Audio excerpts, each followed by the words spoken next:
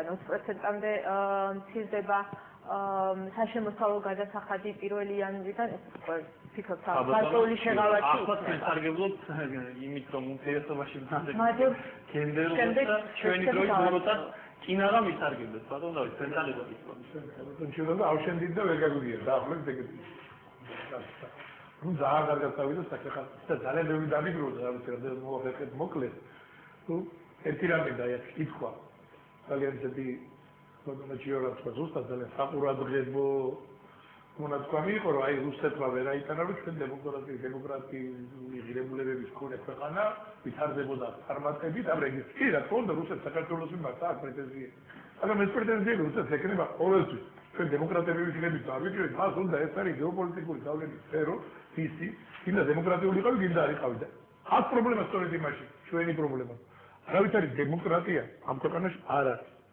არც ყოფილა ეგ ბოლო 4 წელი თუ გაუარეთ სადემოკრატიის მხარეს თორე არ გაუმჯობესებულა ნამდვილად არ პრობლემა არ იყო ძალიან მანამდე იყო არ შემდგარი დემოკრატია პრაქტიკულად არ შემდგარი სახელმწიფო და ბოლო 4 წლის განმავლობაში ეს პროცესი წავიდა უკ ეს არ არის მარტო ჩემი განცხადებები იგივე ყველა ავტორიტეტული საერთაშორისო ორგანიზაციის როგორც არის მაგალითად Freedom House-ი შეგიძლიათ ნახოთ და საქართველოს არის ნიგერიის და ვენესუელას გვერდით ეხლა ჩვენ უგო ჩავეცი რომ დიდი დემოკრატია არის გონი სადავო არ არის ზუსტად იგივე ინდექსი გვაქვს ჩვენ იგივე ჟურნალი ეკონომისტის მიერ რეიტინგი სადაც ასევე ძალიან უკანავა და საქართველოში დემოკრატიის ხარისხი არც არ არის აღარ ტენდენცია იყო ზუსტად დემოკრატიის ჩახშობა და ტიპიური პროამერიკული კი ბატონო პროამერიკული ავტორიტარული რეჟიმის დამყარება ეს ტენდენცია მიდიოდა აქამდე და ამან დიდწილად ამან მიგვიყვანა ამ შემდეგამდე რაც დღესავთ აქეთ ბაჭესმარ შეკითხვა იყო დასმული რომ ესე იგი აი რა უნდა ვქნათ ანუ რა უნდა გააკეთოს აქ ახლა არის ძალიან ესეთი მდგომარეობა იცით ასაკურველი დიდწილად ოპოზიციაზეა დამოკიდებული როგორ განვითარდება მოვლენები იმიტომ ხელისუფლება რაც გააკეთებს ეს ჩვენ ვიცით ეხლა ირე რა გააკეთებს ბატონო ნუ რაც გააკეთებს ყველანაირად შეიძლება შეინარჩუნოს ხელისუფლება ნარჩენს დალოქლებაში ირენ სააკაშვილი ბოლოს დროს დაკავებულია პრაქტიკულად საარჩევნო კამპანიით იმიტომ რომ ბოლოს უკვე ისეთი დადის მუშებთან გლეხებთან იგივე რუსებთან ბოლოს ისიც გიაჩვენეს ტელევიზიები ძალიან ფართოდ გააშუქეს რომ სანდრა რულოვსმა იგალობა იმაში სამების ტაძარში ეს უკვე წინა საარჩევნო კამპანიის არჩევნები მზადდება ახლა საპრეზიდენტო ალბათ არა ეს ყოველ შემთხვევაში ალბათ შემონახულია საპრეზიდენტო არ ამგონია მაგ თვითონ თავისინებით მაგრამ სწორედ ეს არის ჩვენი ამოცანა რომ ვაიძულოთ ხელისუფლება კოორდინირებული ძალიან ისეთ მიზანმართული მოქმედებით კარგი სისტემური სამოქმედო გეგმით ვაიძულოთ ახალი საპრეზიდენტო და საპარლამენტო არჩევნები დანიშნოს ამისთვის უნდა გამოყენებული იყოს მაქსიმალურად საერთაშორისო ფაქტორით ის საერთაშორისო ზეწოლას რაც დღეს არსებობს საქართველოს ხელისუფლებაზე იმიტომ რომ ამ ხელისუფლებას ეხლა მაგას არ ვამბობ ნამდვილად რაღაც ნიშნის მოგები და ჩასაფრებული ადამიანის პოზიციიდან ამ ხელისუფლებას ელემენტარულად არ აქვს რესურსი მდგომარეობიდან გამოიყვანოს ქვეყანა რაღაცა იმას შევადარებდი რაღაცა არის ეს ბერძნულ მითოლოგიაში მეფე მიდასი რომელიც ყველაფერს რაც ხელს შეეხებდა ოქროდ იქცეოდა ჩვენი ხელისუფლება ეს არის რაღაცნაირად მიზუბედურება იყო კი ის ფაქტი. ჩვენი ხელისუფლება არის ანტიმიდასი გარკვეულწილად, ანუ რასაც ხელს არ შეეხებს, ყველაფერს აფუჭებს. შეუძლებელია ასეთი ამ კატასტროფის მერე არანაირი საშუალება როგორც მოინდომონ ძალიან კარგად. უბრალოდ ვერ შეიძლება და ხაჭო ხოგედა აკაცი ჩვენ გვესმის ახლა არ არის ეს ყველაზე უარესი წარმომადგენლები ამ ხელისუფლების დღეს მოსული. ხა?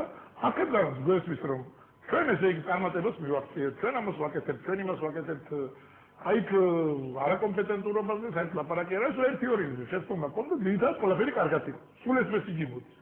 და ასეთი აი ამ პოზიციიდან შეუძლებელია რამე გააკეთოს, თუ შენ არ გააცნობიერება, თუ გააცნობიერებ, მერე დგება პასუხისმგებლობის საკითხი. პასუხისმგებლობა რაც ნიშნავს, ასე კი არა რომ პრეზიდენტმა რო თქვა ახლა სააკაშვილმა რომ მე ვარ პასუხისმგებელი ხომ, მე ვარ ადმინისტრაციელია, თუ პასუხისმგებლობა ნიშნავს იმას რომ ან უნდა რეალურად. ხომ უნდა გადადგეს, ეხლა ასე კატასტროფას ქვეყანას გამოიწვევს. მე ვეცოთ ვიტყოდი დღეს სააკაშვილის გადადგომა ეს არის მისი პატრიოტული მოვალეობა თუ მას შეჩენია პატრიოტი იმიტომ რომ ის როგორც ფიგურა როგორც ეს არის სიმბოლო უკვე მარცხი სიმბოლო დამარცხებული ქვეყნის სადაც არ უნდა წავიდეს მასე სიმბოლური ასე ვთქვათ შლეიფი გაყვება ყველგან უკვე ნებისმიერ მოლაპარაკებაზე ნებისმიერ სიტუაციაში ნებისმიერ ხელშეკრულების ხელმოწერის დროსაც სააკაშვილი როგორც მარცხის სიმბოლო იქნება ყველგან შეუძლებელია მდგომარეობის ნორმალიზება იგივე რუსეთთან მაგალითად ოდესაც ახლა ფერად მოდა ვერ გვექნება ისეთი სიამოვნების ურთიერთობა რუსეთთან სანამ ესეთი სიტუაციაა და სანამ არ უნდა სამისაერთო გახსნა საპირეს ამ ქვეყანაში, მაგრამ ოდნავ რაღაცა ცივილიზებულ კალაპოტში გადაყვანას კი შეუძლებელი იქნება, თუ ეს ხელისუფლება გაგ შეუძლებელი იქნება ევროპასთან ჩვენ პრაქტიკულად ურთიერთობა გაგვიფუჭდა. ასე რომ რაც გავაკეთებთ უნდა ისო ყველაფერი ეს არის აუცილებელი და არასაკმარისი პირობა ხელისუფლების შეცვლისთვის, მაგრამ ეს არის უდენად ფუნდამენტური პირობა ამ ხელისუფლების ხელში, ვერაფერს ვერ აქ ლაპარაკია იმაზე, რომ კოორდინირებული მოქმედება აქ ოპოზიციის და ასევე გამოყენება საერთაშორისო ფაქტორებს. ოპოზიცია უნდა წარმოჩნდეს გაცილებით უფრო სოლიდურ იგივე მევადმეგობრების ეკითხვასაც პასუხობს. საერთაშორისო პროგრამები ჩვენ გვქონდა. არა მარტო რესპუბლიკურ პარტიას, წინააღმდეგობებსაც ჰქონდა, ნაკლებად უყურებს ხალხის იყო ბატონ დავით კითხვა და კი, არა, მაგას ვამბობ ზუსტად, მაგრამ სწორედაც ძალიან სოლიდური უახლოეს მომავალში უნდა წავიდეს დამოკიდებული გეგმი, თუ რას ვაკეთებთ, როგორ ვაკეთებთ და მაშინ უფრო დეტალურად ვისაუბრებთ. ამ ხელისუფლების გასტუმრებას როგორ ვაპირებთ და შემდეგ რას ვაპირებთ ამის. არის თუ არა ქვეყანაში პოლიტიკური კრიზისი ახლა ამაზეც მიდის ჯაბასი, ფიქრობ თუ არა რომ მიხეილ სააკაშვილი ეწევა წინასაარჩევნო კამპანიას, მაგალითად თქვენს ქუთაისში იყო თუ არა ეს წინასაარჩევნო კამპანიის ერთ-ერთი შემადგენელი და რას მოახერხებთ თუ არა უკეთესი შესწავლად თან რა შესთავაზებთ ამ მომრჩეველ მოქალაქეს ქვეყანა? რა თქმა უნდა არის პოლიტიკური კრიზისი და უფრო უარესი ცნეობრივი კრიზისია ქვეყანაში, იმიტომ რომ ყველაზე ცუდი რაც ამ ხელისუფლებამ გააკეთა ეს არის მაგალითი იმისა რომ შენ შეგვიძლია არ ისწავლო შენ შეგვიძლია არ მიიღო განათლება, არ არის აუცილებელი სიღრმეებში წახვიდე, არ არის აუცილებელი წლები იმუშაო, თავაუღებლივ. თავარი არის ერთადერთი რამ პირადი ერთგულება პრეზიდენტის მიმართ. ამიტომ ეს ზნეობრივი კრიზისი არა. შერჩევითობა პირადი ერთგულების მაგალითით, ხო?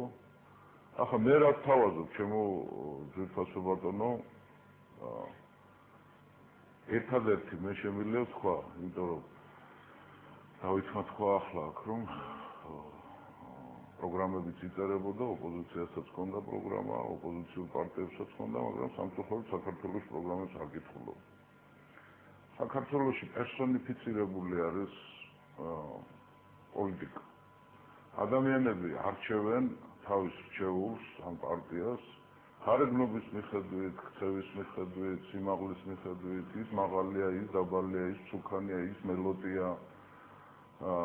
ამის მიხედვით ეს პრიმიტივიზმის მანიშნებელია. სამწუხაროდ საქართველოში ისევ სკანდირება მიდის დელადების სახელებს ვიძახით ჩვენ. ეს იყო აი როცა რომაელები შევიდნენ ბრიტანეთში და მე კალედონიას ანუ დღევანდელ შოტლანდიას მიადგნენ, მაშინ ნახეს რომაელებმა პირველად რომ ადამიანები ბრძოლის დაწყების წინ სკანდირებდნენ თავისი დელადების სახელებს.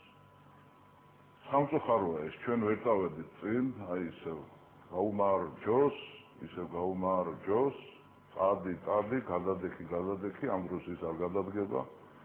ეს არის პოლიტიკური პრიმიტივიზმი ჩვენ ქვეყანაში სამწუხაროდ. ჩვენ არ ვკითხულობთ პროგრამებს. ჩვენ არა ვართ აი დღესაც ხო მე მინდა ოპოზიციის გამოსახედიდანაც თქვა, ხო? ოპოზიციას ყავს საკმაოდ დიდი რაოდენობით მომხრეები. ყველაფერს თავი დავანებოთ, არნახული დაშინებისა და ტერორისა და გაყალბების პირობებში ოპოზიციას 800-მა კაცმა მისცა ხმა, მაგრამ აი იქაც ხო ჩვენი მომხრეები სამწუხაროდ.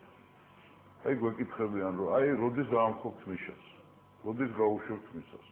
იშვიათობა დავითი დამეთანხმება ამაში, როცა გვეკითხება ადამიანი, აი რა იქნება მერე როგორ აპირებთ? აი თქვენ ესეთი იშვიათობა ნაკლები ხართ. ხო, ანუ როგორ ვინ იქნება შემდეგ? ყველა ამას კითხულობს. არავინ არ კითხულობს რა იქნება შემდეგ. ეს უკვე მესამეჯერ მოგვდის ჩვენ ქართველებს, ქართულ საზოგადოებას. ბოლოს და ბოლოს მიხეილ სააკაშვილი ციდან არ ჩამოფრენილა, მასზე არ დაბადებულა, ის ჩვენი საზოგადოების პროდუქტია. ჩვენ თითოეულ ჩვენთაგანი ვართ ჩვენი საზოგადოების პროდუქტი. მე არანაირად ახლა ზნეობრივ უპირატესობაში არ ვდგავარ, იმიტომ რომ მეც მონაწილე ვარ ამ ქვეყნის დაქცევაში, ისევე როგორც თითოეული ჩვენთაგანი. ამ დარბაზში მსხდომნიც და ვინც ამ გადაცემას უყურებს და ვინც არ უყურებს. ქვეყნის მიმართ ვალდებულება არ არის დიდპატარობაზე დამოკიდებული. მეც, დავითიც, ხალბატონი ჩიორაც, ბატონი დავითიც, ბატონი ნიკაც ისეთივე დოზითა ვართ ვალდებულნი ამ ქვეყნის მიმართ, როგორც ნებისმიერი